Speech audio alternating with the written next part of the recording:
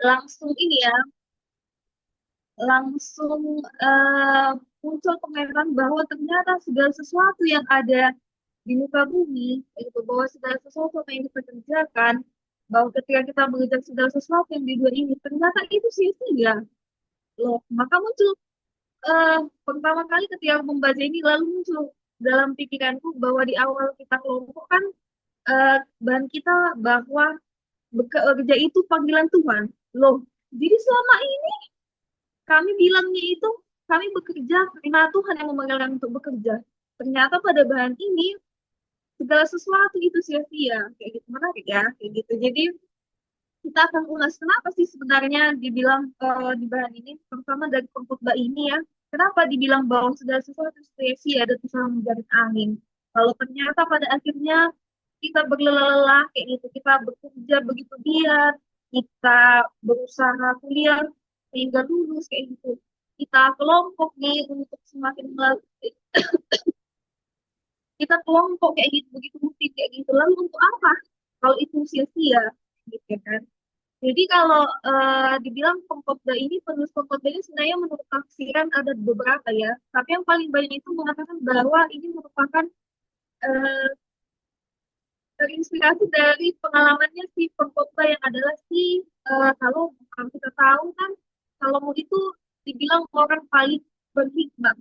Kalau ada yang lebih berhikmat daripada Salomo, baik sebelum dan sesudahnya kayak gitu. Jadi eh, kemungkinan besar khotbah ini adalah ditulis oleh bukan ditulis sebenarnya tapi mengambil peran Salomo ya Salomo karena kalau kita tahu ya Salomo itu berhikmat, dia punya kekayaan, dia punya pengetahuan, dia punya kata benda kayak gitu. Jadi akhirnya setelah dia memilikinya dia tahu bahwa segala sesuatu itu sia-sia kayak gitu.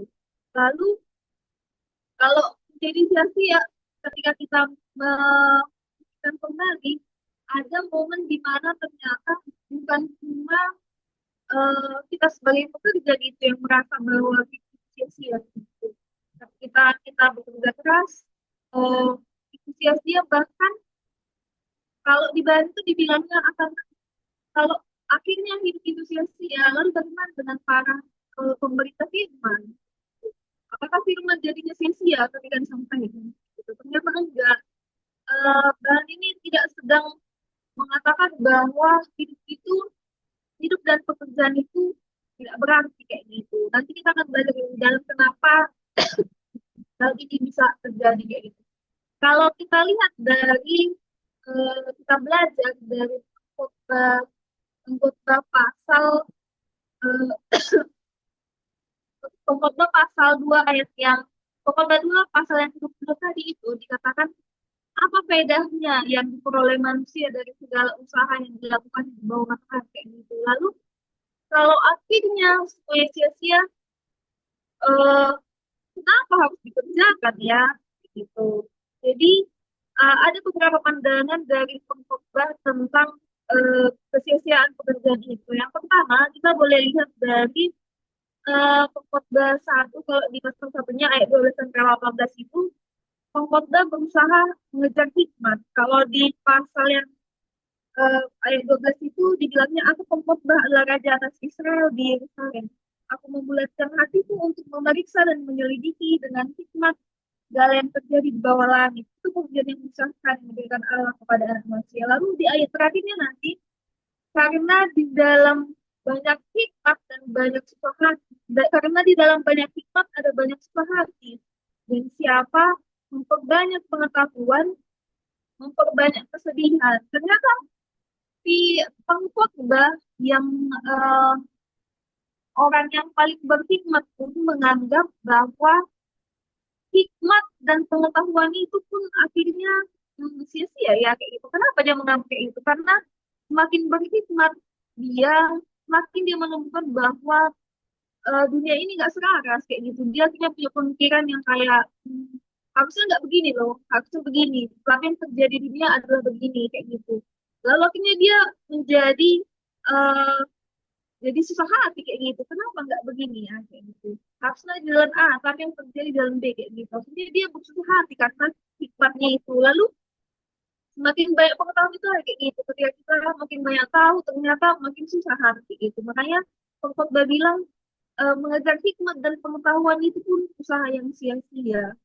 Lalu yang kedua, pengkhotbah mencoba mencari ini ya, mencari apa namanya, makna hidup melalui hal yang kedua, yaitu tadi di ayat melalui kesenangan di ayat yang pertama sampai yang ketiga. Jadi dibilangnya mana ya? Aku hendak menguji kegirangan, nikmatilah kesenangan, tetapi itu pun sia-sia.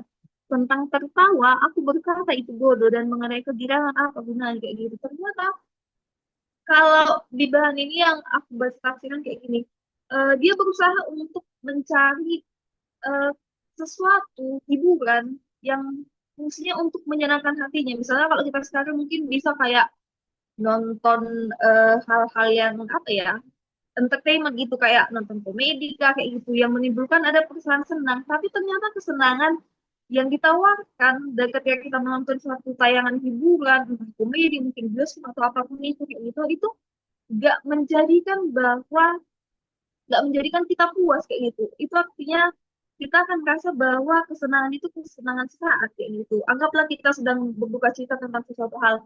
Lalu kita menonton film komedi, kita mungkin akan tertawa 2 jam, 3 jam kayak gitu. Lalu kemudian kita akan mengingat kesedihan-kesedihan kita lagi kayak gitu. Jadi ternyata dengan eh, kita tertawa dan kita menikmati hiburan-hiburan dari dunia ini pun nggak berarti bahwa ada kebahagiaan yang tetap kayak gitu. Ternyata ini pun sia-sia kalau kata pengkhotbah.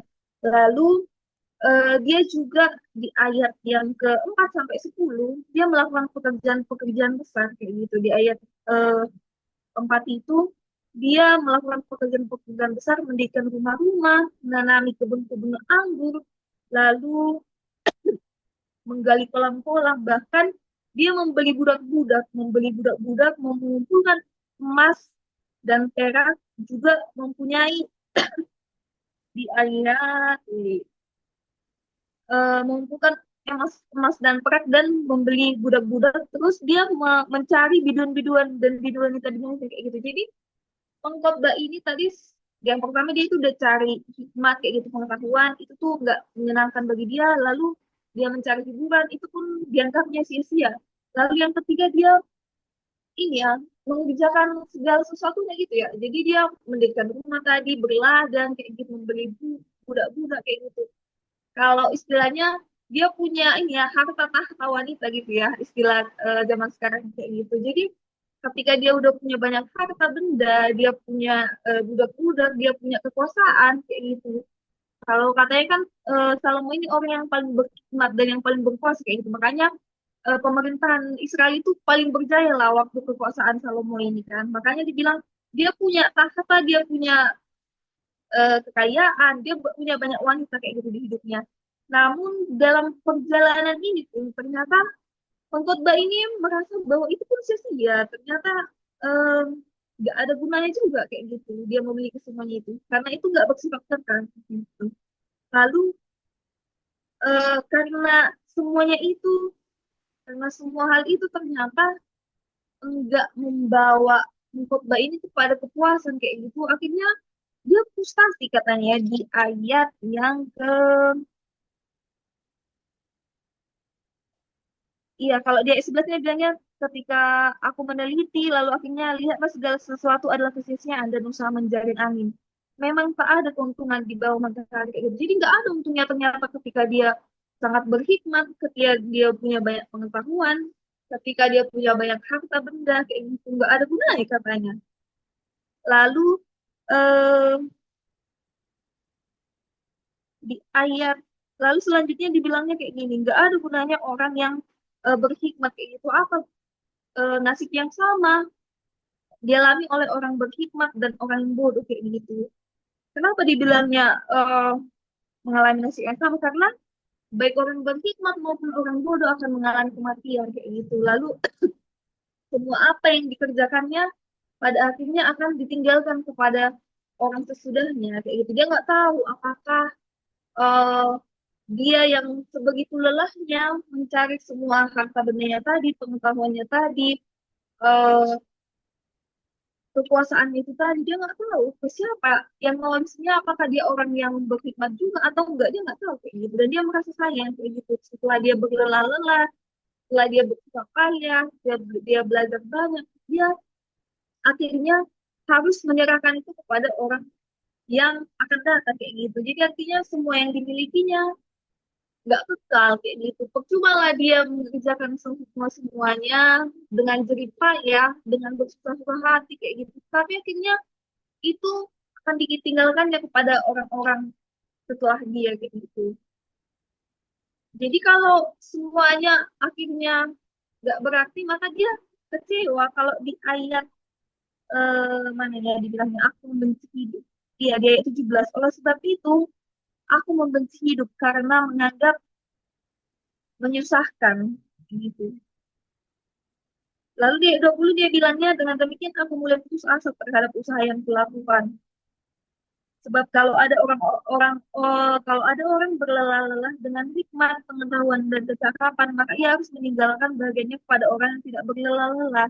Itu pun sia-sia dan pengalaman besar. Gitu. Jadi dia harus karena akhirnya setiap orang, baik orang yang berhikmat maupun bodoh, baik orang pintar ataupun tidak, kayak gitu, baik orang kaya atau miskin, semuanya akan mati ya teman-teman. Jadi nggak ada bedanya gitu. Bahkan kita nggak bisa memprediksi loh. Ketika kita baik pun kadang-kadang nasib kita nggak sebaik kok kayak gitu kan. Kadang-kadang ada orang yang hmm, hidupnya kayaknya nggak setekun kita beribadah kayak gitu. Tapi ternyata hidupnya lebih bagus kayak gitu. Jadi nggak ada jaminan selama kita masih ada di bawah matahari bahwa segala yang kita kerjakan itu akan berhasil baik kayak gitu. Lalu apa gunanya kayak gitu? Aku berhikmat karena pengkhotbah gitu ya kan. Lalu eh, ada tiga, setidaknya ada empat katanya.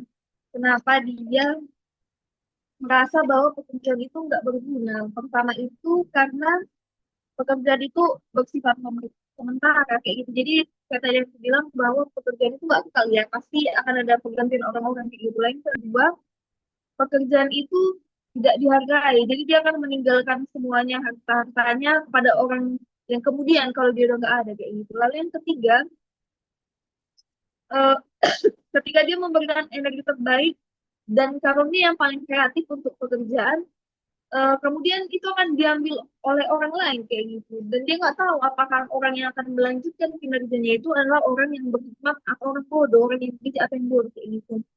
Lalu eh ya tadi yang keempat itu ia harus menyerahkannya miliknya kepada orang lain yang tidak bersusah payah. Dia udah kerja keras untuk mengumpulkan harta benda, tapi akhirnya dia harus mewarisinya kepada orang lain kayak gitu. Makanya eh, dia merasa bahwa tidak ada yang kekal di bawah matahari.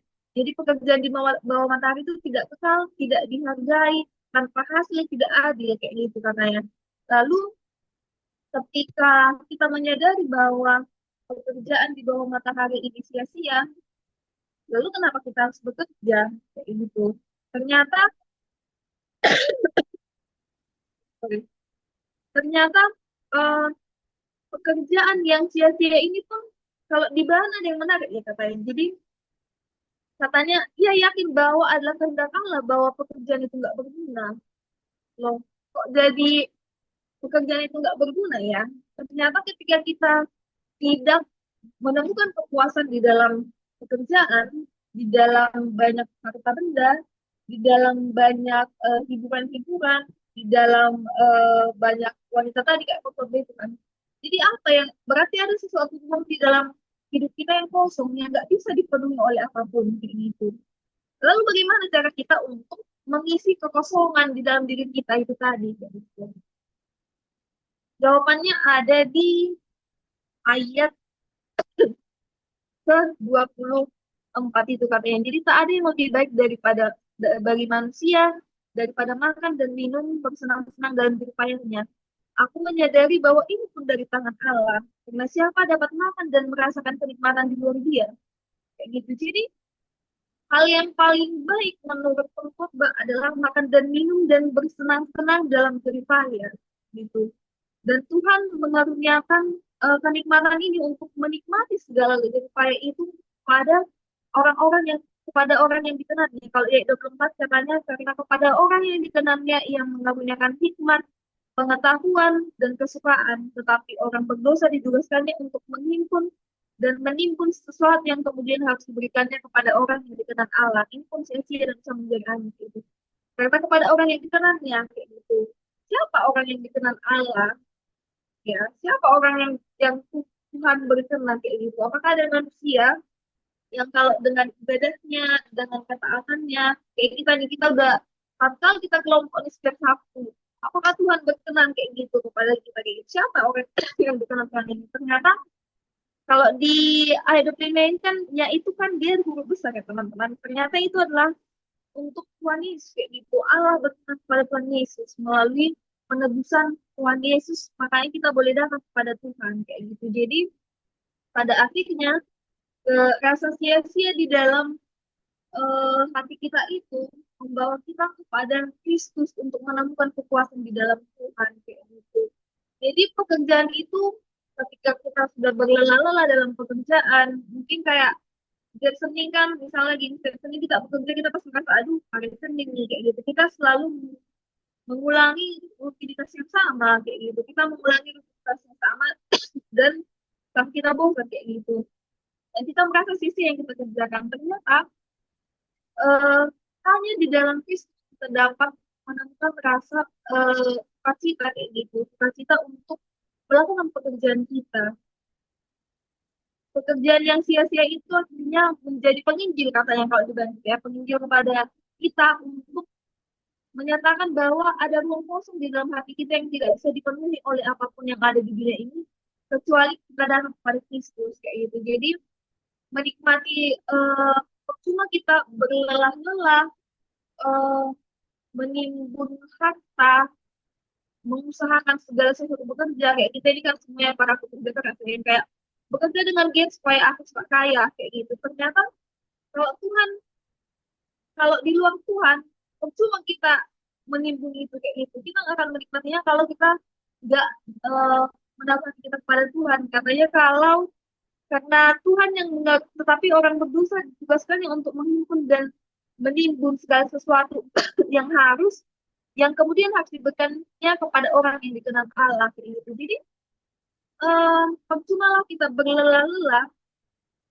percumalah kita mengerjakan segala sesuatu yang di muka bumi ini kalau kita pada akhirnya mengerjakannya untuk memenuhi eh, diri kita kayak gitu. Aku mau jadi kaya, aku mau jadi sukses, aku mau jadi bahagia kayak gitu. Cuma kita mengerjakannya kalau kita mengerjakannya untuk diri kita sendiri bukan untuk Tuhan kayak gitu. Maka ketika kita mengejar keinginan Tuhan kayak gitu, kalau kita menyadari bahwa eh, harusnya kita itu bekerja untuk melayani Tuhan, bukan untuk hidup untuk diri kita sendiri. Ketika kita sudah bisa menyadari bahwa kita bekerja untuk melayani Tuhan, maka akhirnya pun kita boleh menikmati pekerjaan. Jadi akhirnya di dalam segala sesuatu pekerjaan yang kita kerjakan, ketika kita menemui kesulitan apapun, kita punya harapan bahwa segala jerih payah kita yang sia-sia di bumi ini, ketika kita menaruh harapan dan kepercayaan kepada Tuhan, maka kita punya upah yang kekal di surga kayak gitu. Jadi gimana sih kayak gitu, gimana caranya untuk kita boleh menyikapi hidup yang sia-sia ini kayak gitu. Jadi yang pertama kita melakukan pekerjaan dengan motivasi yang benar untuk kemuliaan nama Tuhan. Jadi kita nggak lagi bekerja untuk memenuhi eh, keegoisan kita sendiri, kayak gitu. Tapi jauh lebih dalam dari itu kita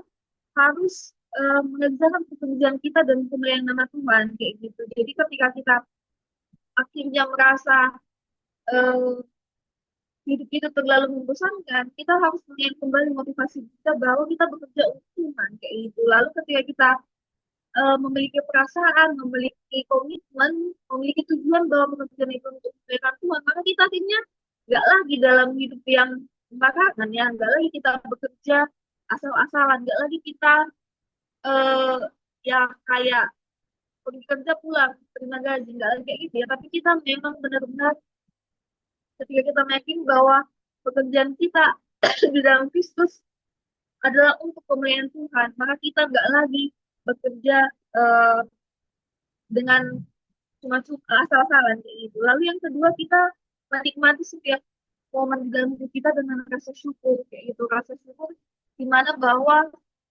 ada Tuhan yang ada jaminan bahwa Tuhan akan memelihara hidup kita meskipun bagaimanapun keadaan kita kayak gitu. Lalu akhirnya kita menganggap bahwa penderitaan bahkan kematian kayak gitu, kematian itu sebagai harapan untuk hidup kekal bersama Tuhan. Jadi tadi eh, ketika kita nggak menemukan kepuasan di dalam pekerjaan, di dalam pengetahuan, di dalam kekayaan, di dalam hiburan itu tadi, kita akhirnya mencari kepuasan di dalam Tuhan itu kayak gitu. Sebab hanya di dalam Tuhan kita memperoleh eh, rasa tenang, rasa damai, kepuasan hati yang tidak bisa diisi oleh apapun gitu.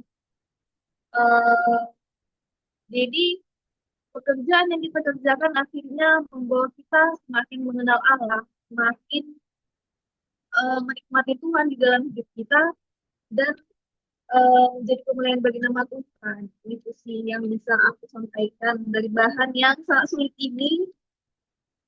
Sebenarnya bahannya sedikit ya, tapi sangat susah untuk mengerjakannya. Gitu. Jadi segala sesuatunya itu sia-sia, tapi ketika kita datang kepada Tuhan, ada kehidupan yang kekal di dalam Tuhan, dan eh, hendaknya kita menjadikan pekerjaan kita itu untuk kemuliaan nama Tuhan, kayak gitu. Sangat singkat ya dari itu aja sih yang bisa aku bagikan. Ada yang mau membagikan tambahan untuk bahan kita ini?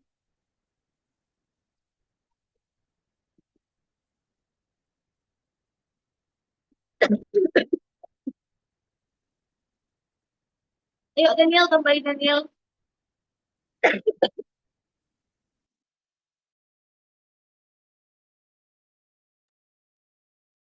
Ya, kalau dariku dikit aja sih. Kita pun khotbah adalah salah satu dari kitab hikmat. Selebihnya itu ada Absal dan Hebrew. Nah, kalau kalau pun ini memang kitab yang sulit dipahami karena menurutku ya dan yang aku terima selama ini kitab pun ini harus dimengerti secara keseluruhan sih. Secara keseluruhan eh, kitabnya. Jadi ada baiknya untuk dibaca. Mungkin bukan ada baiknya ya. Maksudnya eh, kalau ada kesempatan boleh sama-sama boleh diambil waktu untuk membaca kitab Al ini secara keseluruhan karena eh, akan ketemu di akhirnya nanti di pasangan ke-12 bagian akhir kata, bagian penutup. Nah, di situ ada dua dua ayat sih yang apa namanya yang menurutku bisa menyimpulkan keseluruhan. Dan kita kan tadi udah banyak nih bahas dari kita udah bagikan banyak tentang bagaimana kesukaran dan kesulitan di dalam dunia ini dari sudut pandang pengkhotbah gitu. Dan menurutku pun pengkhotbah ini orang yang bukan orang yang eh, biasa-biasa aja hidupnya maksudnya kayak dia udah mengerjakan banyak hal di dalam kehidupannya gitu kan. Jadi dia bilang udah mengerjakan sesuatu, udah membuat sesuatu, dia juga punya budak-budak ya kalau mungkin maksudnya di masa itu budak-budak itu dihitung sebagai unsur kekayaan ya mungkin maksudnya ya. Mungkin. Tapi di situ kita lihat dia berhasil, gitu kan? Itu bisa lihat dia dalam mengusahakan sesuatu itu berhasil gitu dan itu dari segi uh, skillnya mungkin ya berkatnya gitu, dan bagaimana dia mengolah apa yang dia miliki. Sisi yang lain, dia berbicara tentang hikmat, berbicara tentang hikmat dan pengetahuan. Dan menurutku juga yang penulis Pengkhotbah ini uh, bukan orang yang nggak mengerti gitu kok, nggak mengerti tentang hikmat dan nggak mengerti. Dan menurutku dia juga orang yang pintar karena uh, dia sangkut pautkan gitu, tentang hal yang dipahami gitu kan di sini gitu. Dan balik juga ke bahan kita tadi berbicara tentang kalau judulnya enigmatic work, dalam bahasa Indonesia itu pekerjaan yang penuh teka-teki gitu. Em, Terlepas dari begitu sulitnya kita memahami kehidupan ini, dan memang siapa juga sih yang bisa memahami kehidupan ini secara keseluruhan kan. Tapi kita udah lihat kita pengkhotbah yang eh, punya pengalaman di dan udah dibagikan gitu. Dia udah merasakan semua. Dia sudah melakukan banyak hal yang berhasil, tapi dibilang semua sia-sia gitu. Tapi satu sih yang penutup yang harus kita pegang sama-sama, yang menurutku ini juga dapat di kitab Ayub dan juga di banyak kitab Amsal. Aku baca dari Pengkhotbah 13 sampai 14. Eh, Pengkhotbah 12 ayat 13 sampai 14. Akhir kata dari segala ya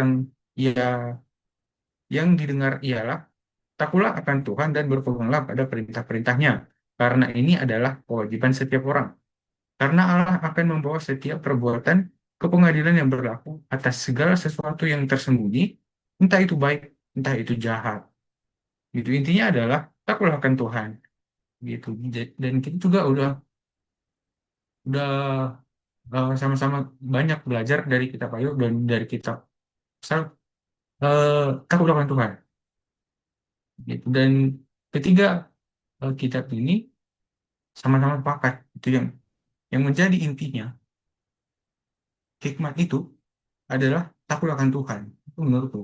Itu takut akan Tuhan. Jadi takut akan Tuhan maksudnya bukan kayak kita takutan gitu atau eh, nggak berani gitu. Tapi takut akan Tuhan artinya adalah ada sebuah kerendahan hati dalam diri kita, dan kita menjunjung tinggi Allah gitu. Dan kita mengingat Allah itu sebagai Tuhan dan yang maha kuasa gitu, yang menciptakan kita, yang juga menyelamatkan kita.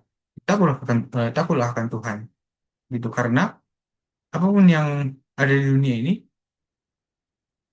udah kacau gitu. Emang udah kacau, dan itu adalah akibat dari dosa gitu. Dan dari bahan kita juga dari awal kita udah sepakati dunia ini secara keseluruhan udah terdistraksi. Apa bahasanya? Terdistraksi, bukan korosi. Pokoknya udah jelek lah kayak gitu. Dan nggak ada yang perlu disalahkan gitu. Karena itu memang eh, sudah begitu karena dosa. Jadi kita nggak perlu eh, mencari hal-hal yang aneh-aneh atau apa ya? eh, kita sangat-sangat mementingkan pekerjaan, kita sangat mementingkan karir atau apapun itu. Tapi di sini dibilang sama-sama kita bahwa semuanya itu sia-sia. Itu semuanya itu sia-sia. Tapi takutlah akan Tuhan kayak gitu. Dan em, yang jadi yang jadi apa ya, intinya yang mau aku bagikan adalah di tengah-tengah pekerjaan kita, di tengah-tengah apapun yang menjadi tanggung jawab, beban yang sudah Tuhan berikan kepada kita, ingatlah bahwa Tuhan yang sudah kasih kayak gitu. Tuhan yang sedang bentuk kita menjadi orang yang Tuhan persiapkan dalam sebuah kehidupan, secara utuh kehidupan, bukan hanya pekerjaan, bukan hanya satu satu bidang ini, satu bidang itu, tapi Secara keseluruhan Tuhan sedang membentuk kita itu melalui jalan kehidupan kita. Jadi marilah takut akan Tuhan dan marilah untuk tetap eh, ya benar-benar memberikan ruang dalam diri kita Tuhan yang nomor satu.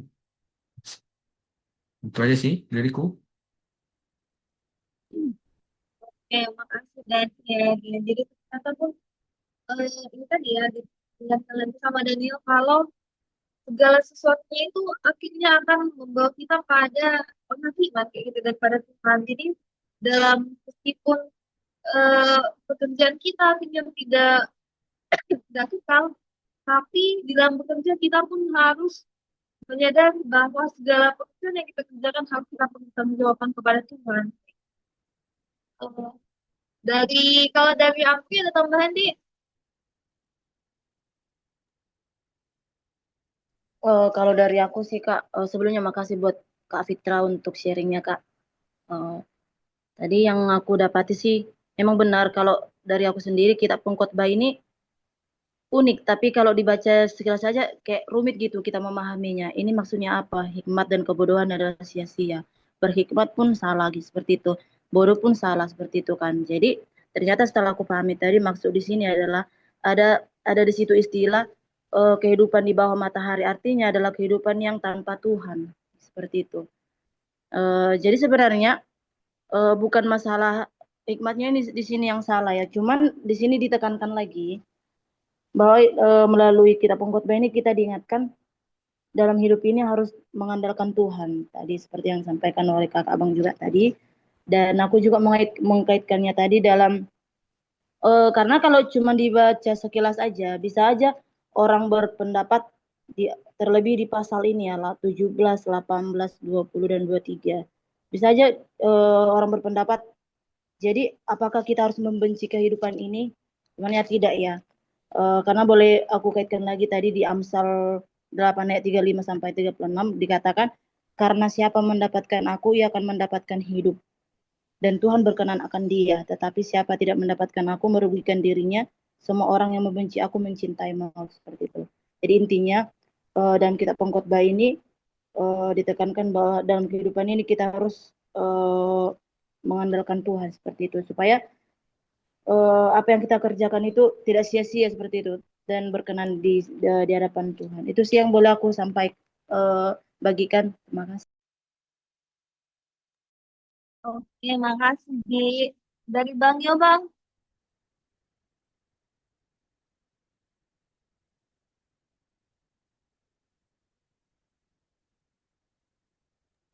Oke, Bang Yo, ya halo.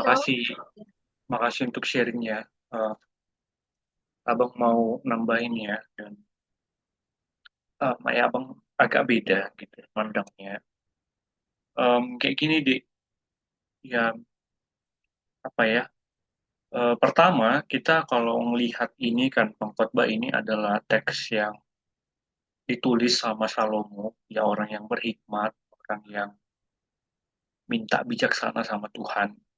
Tapi Salomo ini dia itu kan ya pernah ya mengalami kejatuhan yang cukup lama gitu ya, dan dia melakukan banyak hal yang sebenarnya nggak Tuhan mau, kayak ya istri dan gundiknya sampai 1.000, terus kayak tadi dikatakan dia mikirin relasi ini, relasi negaranya dengan negara lain, sampai ya istrinya itu banyak kan sebenarnya untuk membangun kekuasaannya gitu ya. Dia memikirkan gimana nanti kerajaan ini ke depannya, terus sampai ya kayak tadi ya berkebun, mikirin pertanian, mikirin ya kuda lah, apalah semuanya.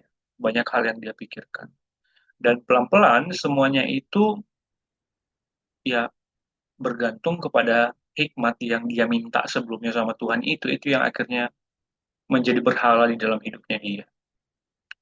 Gitu ya. Dan pelan-pelan dia dia punya 1.000 istri dan gundik yang makin lama makin menarik dia jauh dari Tuhan.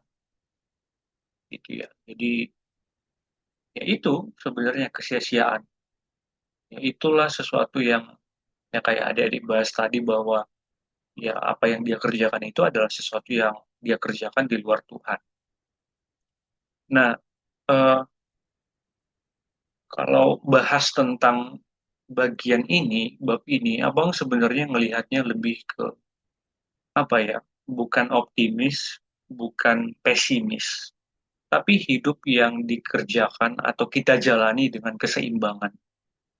Makanya kan dia bilang bukan berhikmat, bukan orang apa judulnya ya?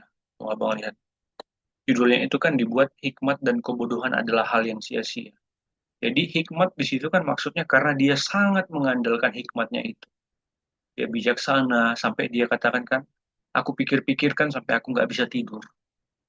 Sampai dia pikirkan gimana ya belasan tahun yang akan datang, gimana ya, apa lagi yang harus aku lakukan, gimana aku mengembangkan kekuasaanku, gimana biar ini semua bertahan untuk seterusnya, kayak gitu, sampai bisa nama aku dikenang gitulah kira-kira. Dia terlalu mengandalkan hikmatnya. Di satu sisi, kebodohan itu pun nggak baik. Kebodohan orang yang teledor, nggak punya pertimbangan, nggak bisa memikirkan ya orang lain juga nggak bagus juga ya, atau bahkan nggak bisa memikirkan kebaikannya sendiri, itu adalah sikap yang nggak benar juga. Jadi sebenarnya teks ini mengingatkan kita agar bukan optimis, bukan Suara aku pesimis. bang. Nah, jadi teks ini mengingatkan kita bukan bukan orang yang optimis gitu ya, bukan orang yang negatif, tapi adalah orang yang ini hidup di dalam keseimbangan gitu ya. Em, Sikap positif itu bagus gitu ya, selama itu dikerjakan dengan realistis. Jadi di sini adalah keseimbangan yang realistis kayak gitu. Ketika ada kesempatan aku kerjakan, ketika waktunya untuk aku menenangkan diriku, nggak hanya mengandalkan pikiranku, aku akan menenangkan diriku. Kan itu yang dia bilang. Kayak tadi yang dia bilang, ternyata ya nggak ada gunanya memikirkan ini semua. Yang paling penting adalah kayak tadi ya, di ayat keberapa itu ya, tak ada yang lebih baik bagi manusia daripada makan dan minum dan bersenang-senang dalam jerih payahnya. Aku menyadari bahwa ini pun dari tangan Allah. Jadi dia menyadari bahwa ya ternyata yang paling penting adalah eh, kesenangan itu bukan kayak memikirkan sesuatu yang yang besar-besar untuk aku kendalikan gitu ya. Atau bahkan sesuatu yang bodoh, bukan itu. Tapi ternyata untuk hidup di dalam sukacita, hidup yang berkenan sama Tuhan itu adalah sekedar beristirahat di dalam Dia, ya makan dan minum yang yang kita kerjakan di dalam Tuhan kayak gitu. Jadi itu adalah hidup yang dikerjakan di dalam positif yang seimbang gitu, di dalam keseimbangan hidup kayak gitu. Nah, apakah teks ini bicara soal sikap pesimis? Apa ngerasa enggak? Ya, ini bukan sikap eh, pesimis, tapi sikap yang tahu untuk melakukan apa yang benar, tahu untuk menjaring yang benar. Karena kalau dia bilang kan, aku sebenarnya hidupku ku kerjakan kayak aku menjaring angin. Ya itu yang dia kerjakan selama ini. Hidup di dalam kesia-siaan. Ya, dia mengejar, yaitu dia 1.000 istri, ya mungkin kedagingan juga, atau bahkan dia hanya sekedar mengembangkan kekuasaannya, atau bahkan dia memikirkan sesuatu yang akhirnya bukan Tuhan mau, bukan Tuhan kehendaki.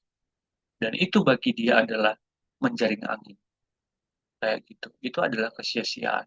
Karena aku mengerjakan itu bukan karena apa yang Tuhan mau, bukan karena apa yang seharusnya aku lakukan, tapi hanya berdasarkan pikiranku sendiri, berdasarkan hikmat yang aku punya ini, gitu. Kayak gitu ya, kira-kira. Jadi, em, lebih ke situ sih sebenarnya, kalau abang melihatnya. Nah, makanya kita diingatkan di dalam teks ini untuk, yaitu, kalau kita mau beristirahat, ya beristirahatlah di dalam Tuhan. Kalau kita mau bekerja, ya anggaplah pekerjaan itu Ya kayak yang kita bahas sebelumnya, bahwa bekerja itu adalah momen di mana aku bisa semakin dekat dengan Tuhan. Momen di mana aku bisa semakin bertumbuh. Kayak gitu. Nah, terus kalau dibilang, iya kan Bang, tapi memang ada disampaikan tadi dibahas bahwa nanti pun ketika aku bekerja, orang lain yang akan menggantikannya, lalu nanti orang yang bodoh juga nanti ternyata yang akan menggantikan posisiku. Bahkan aku nggak tahu ya apa yang nanti akan eh, terjadi setelah aku udah mati, setelah aku udah nggak melakukan apa-apa. Ternyata eh, itu kan menggambarkan tentang kesia-siaan hidupnya. Iya, itu menurut dia gitu ya. Bahkan akhirnya dia sadar kalau sebenarnya yang paling baik itu adalah bersenang-senang menikmati jerih payah, makan dan minum di dalam Tuhan. Karena apa dia senang? Karena dia tahu Tuhan yang dia sembah itu, Tuhan yang ketika dia berbalik, bertobat gitu ya. Tuhan yang dia kenal itu adalah Tuhan yang akan mengingat pekerjaan baiknya, kayak gitu. Tuhan itu adalah Tuhan yang juga berbelas kasih, Tuhan yang akan mengingat Salomo, Tuhan yang akan ingat, bahkan akan memberikan kebaikan bagi Israel, bagi Salomo. Jadi akhirnya ternyata aku nggak perlu ya secapek itu memikirkannya sebenarnya. Nggak perlu aku sampai memikirkan gimana kalau aku udah mati, nanti nggak ada lah gunanya ini semua. Atau bahkan nanti eh, ya ketika aku berusaha pun nanti toh yang menggantikan adalah orang yang nggak bertanggung jawab. Nah, itu yang diingatkan dia. Jangan pikirkan sampai ke situ, kayak gitu. Tapi pikirkanlah bahwa kehidupan ini adalah kehidupan untuk merayakan kebaikan Tuhan. Makan dan minum di dalam Tuhan. Bekerja di dalam Tuhan. Kayak gitu.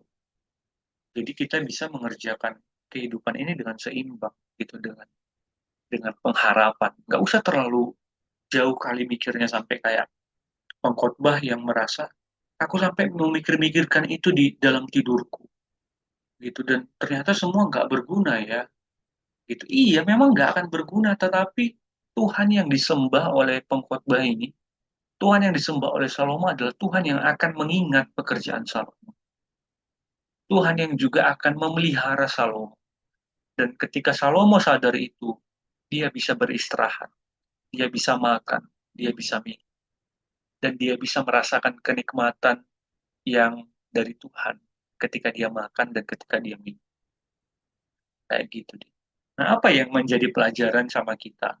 Yang jadi pelajaran adalah apa ya? Seringkali kita ketika kita bekerja kita terlalu jauh ya memikirkan ya gimana nanti ini, gimana nanti itu, sampai kita lupa bahwa itu adalah ya bahkan kesulitan-kesulitan itu adalah momen di mana kita bisa menikmati, bersandar kepada Tuhan, menikmati pemeliharaan Tuhan, kayak gitu, menikmati setiap proses itu di dalam kehidupan. Itu adalah hidup yang seimbang, yang akhirnya disadari sama pengkhotbah.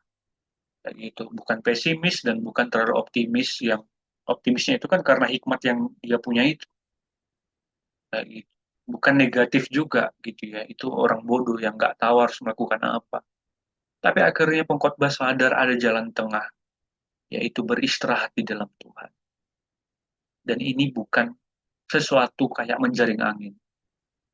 Ya, kalau dulu pengkhotbah itu dia menjaring angin, dia jatuh ke dalam kedagingannya, dia jatuh ke dalam pikiran, dia jatuh ke dalam kesia-siaan menjaring angin.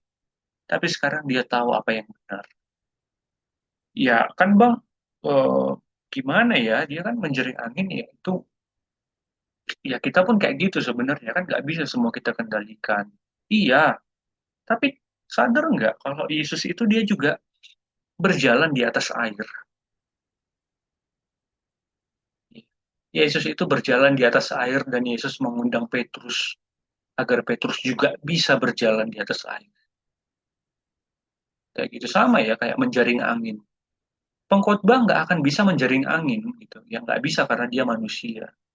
Tapi kalau bersama dengan Tuhan pasti bisa dia menjaring angin. Itu jadi ya kelihatan sebenarnya teks ini bicara tentang apa. Teks ini bicara tentang pikirannya Salomo. kayak gitu. Dia terlalu uh, jatuh ke dalam ini pemikirannya dia, hikmat yang dia punya itu. Sampai dia pikirin semuanya, dia pertimbangkan semuanya, dia takut sama keadaan-keadaan yang belum tentu terjadi. Ya sampai dia berjerih lelah kan itu semua. Semua udah dia persiapin, semua udah dia lakuin gitu sampai dia lupa kemana dia harus beristirahat. Apa yang paling penting sebenarnya di dalam bekerja, yaitu menikmati setiap momen itu sebagai momen untuk ya perayaan bersama dengan Tuhan. Kayak gitu.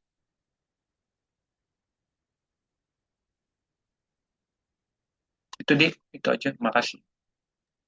Oke, makasih ya Bang udah memberikan pandangan baru kayak gitu. Jadi um, untuk menyeimbangkan tadi pekerjaan dan istirahat kayak gitu ya lebihnya. Jadi kayak nggak usah memikirkan hal-hal yang di luar kemampuan kita gitu. Tapi aku ada sempat terpikir kayak gini. Kalau pada akhirnya Salomo ini enggak ini ya, enggak ya nanti dijawab Bang Haris ya, Bang Haris tadi Bang.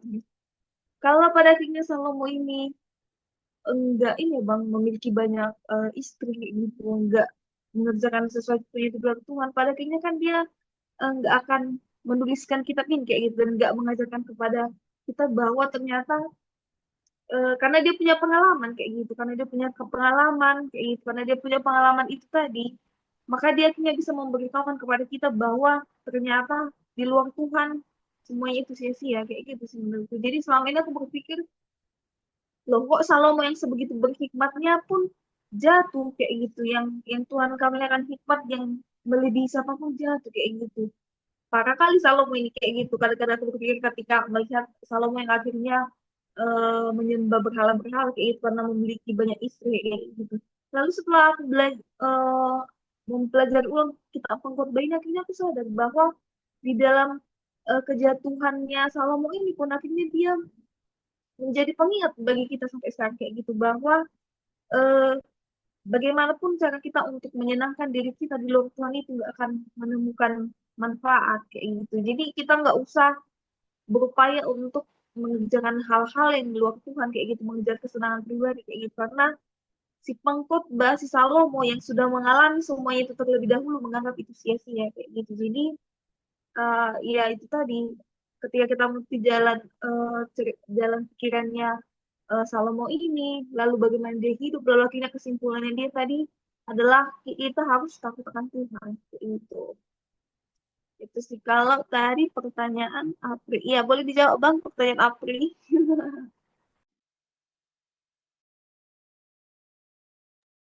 Iya, Di. Menjaring angin itu, kalau Apri bilang di sini kan, maksud menjaring angin itu maksudnya kesia-siaan kan, Bang? Iya, melakukan hal yang sia-sia. Kayak tadi, Salomo kan banyak ya sebenarnya melakukan hal yang sia-sia. Dia mengandalkan pikirannya sendiri. Jadi dia dengan hikmatnya itu dia jadi melupakan Tuhan gitu. Relasi dengan Tuhan ternyata yang paling penting. Lalu dia punya ya banyak istri, gitu. Terlalu banyak hal yang membuat dia jauh dari Tuhan. Itu yang sebenarnya upaya menjaring angin kayak gitu. Jadi ya mungkin kita juga bisa kayak gitu, ya bisa menjaring angin banyak hal yang kita lakuin yang sebenarnya nggak berguna kayak gitu. Makanya bukan berarti bekerja, jadi kan berarti bekerja itu nggak berguna dong, sia-sia dong. Kalau kita pakai pikiran kita ya bakalan nggak berguna. Tapi ya kayak tadi, Tuhan yang kita kenal itu, yang kita sembah itu adalah Tuhan yang akan mengingat itu semua. Yang juga akan menceritakan itu sama kita kelak nanti. Yang juga akan memberikan upah pada kita. Kayak gitu. Ya, jadi ini bukan teks untuk pesimis ya. Itu tapi ya untuk seimbang. Kita ada di dalam keadaan apa? Untuk lebih jujur, lebih realistis, realistis dan berpengharapan. Ketika ada kesempatan kita upayain secara maksimal tetap bersandar sama Tuhan, tapi ya ketika kita mulai menyimpang tarik lagi ke tengah gitu, relasi lagi dengan Tuhan gitu.